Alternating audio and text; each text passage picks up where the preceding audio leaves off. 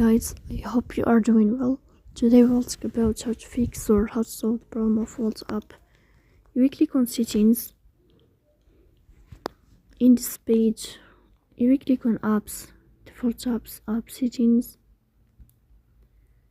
In this list, you will search about the application of Wolt, and you will click here in this page. Then you will click on first stop and you will click OK. Here you will enter to the window of storage. Then here we click on clear cache. In the end, you will turn off your phone and you will wait a moment to restart your phone again to fix that problem. So that's all. Don't forget to support us by like and subscribe.